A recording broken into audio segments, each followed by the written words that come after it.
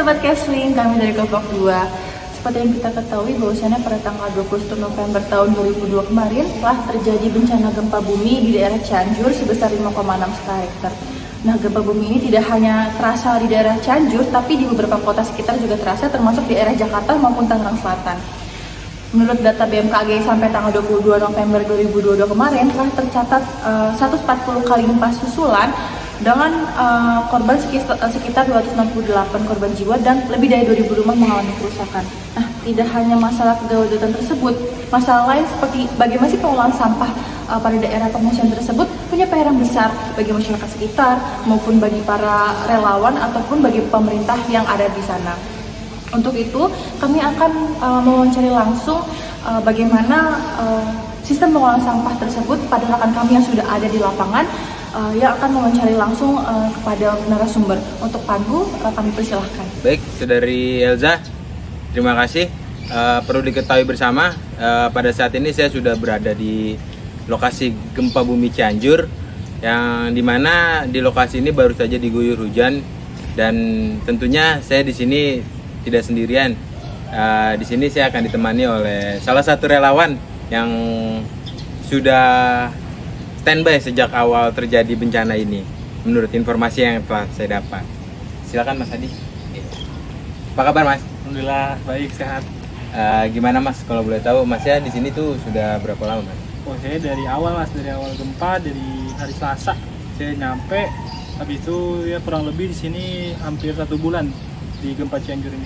Wah, berarti udah lama juga Mas ya? Ya, lumayan. Ya berarti juga Masnya juga sudah tahu lah bagaimana banyaknya permasalahan yang ada di sini, yang dialami oleh masyarakat sekitar. Alhamdulillah tahu. Terutama di sini tuh masalahnya paling banyak masalah sampah Mas. Itu bagaimana tuh Mas, masalah sampah yang ada di sini? Jadi gini Mas, di gempa Cianjur ini khususnya di wilayah Desa Cugenang ini, permasalahan sampah ini bisa dibilang sangat parah. Kenapa? Nah, ini kita bisa lihat kan hujan. Nah, masalah sampahnya di sini satu. Di sini teman-teman dapur umum kalau misalkan buat makanan, sayang sekali masih pakai bahan-bahan yang tidak dapat terurai. Dalam artian mereka menggunakan styrofoam, menggunakan plastik-plastikan seperti itu. Nah, itu bisa dibilang sangat sulit untuk diurai, karena kan kita di sini kita sama-sama tahu bahwasanya DLH pun di sini tidak hadir karena kurangnya akses kan. Terus juga di sini untuk tempat pembuangannya pun juga tidak ada, dan juga masyarakat serta relawan kurang teredukasi untuk masalah pengelolaan pembuangan mengenai sampah gitu Mas. Nah, bisa dibilang Mas Adi ini sudah tahu banyak pemirsa terkait permasalahan yang ada di sini, khususnya permasalahan sampah. Nah, kira-kira dari Mas Adi sendiri beserta tim, ada nggak sih solusi, saran atau upaya kedepannya yang akan Mas Adi lakukan bersama tim ini? Oke, kebetulan banget ya Mas, hari ini juga tim saya hadir, terutama dari tim kesehatan lingkungan, mahasiswa juga, dan mungkin langsung saya panggilkan saja ya. Boleh untuk banget. Ini. Silakan Talita dan Cinta. Halo Mbaknya. Halo. Dengan Mbak siapa ini? Cinta. Mbak Cinta ini? Talita. Talita. Oke. Tadi saya sudah berbincang-bincang dengan Mas Adi terkait permasalahan yang ada di sini, terkhususnya permasalahan sampah. Nah, kami di sini ingin tahu bagaimana pandangan mahasiswa terhadap permasalahan sampah yang ada di lokasi bencana ini, atau ada nggak sih upaya, saran atau tindak lanjut ke depannya atau tindakan mahasiswa yang akan dilakukan di sini itu seperti apa?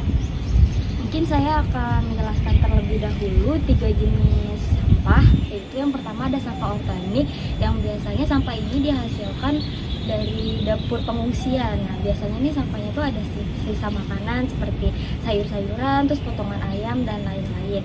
Kemudian ada sampah anorganik, yaitu sampah kering, yang biasanya ini sampah dihasilkan seperti sampah kertas, plastik dan lain-lain. Kemudian ada sampah lainnya seperti sampah botol, kaca, baterai dan baju bekas. Biasanya mungkin untuk pengolahan sampah akan dijelaskan lebih lanjut oleh Kak Talita. Ya. Jadi biasanya kalau pengelolaan sampah itu untuk sampah organik biasanya hasil sampahnya itu ditaruh di tanah yang udah digali, atau biasanya ditaruh di drum kosong gitu, atau biasanya ditaruh di plastik untuk dijadikan kompos. Nah, kalau yang sampah anorganik itu biasanya ditaruh di trash bag besar dan langsung dikasih ke TPA atau tempat pembuangan akhir, atau biasanya didaur ulang begitu. Saya mungkin menambahkan juga ya Mas ya, untuk tadi itu kan cara pengolahannya dan penanggulangannya. Nah nanti di sini di bagian akhirnya biasanya ada pengangkutan, pembuangan dan pengelolaannya juga. Nah di bagian pengangkutannya ini nanti biasanya menggunakan trash bag. Nah trash bag itu isian sampah itu yang tadi tiga sampah itu dipilah. Nah dari pilah itu nanti ditaruh di truk atau gerobak.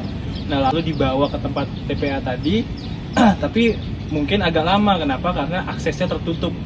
Nah, tapi bisa juga diakali dengan dikubur di dalam tanah. Nah itu juga ada spesifikasi khususnya, minimal 2 meter dan lebarnya pun juga 3 meteran. Nah lalu yang terakhir juga bisa juga dengan cara dibakar, tapi dengan suhu tertentu gitu. Oke, baik, terima kasih Mas Adi beserta tim atas informasi yang sudah kalian berikan terhadap tim kami. Saya mengucapkan terima kasih banyak.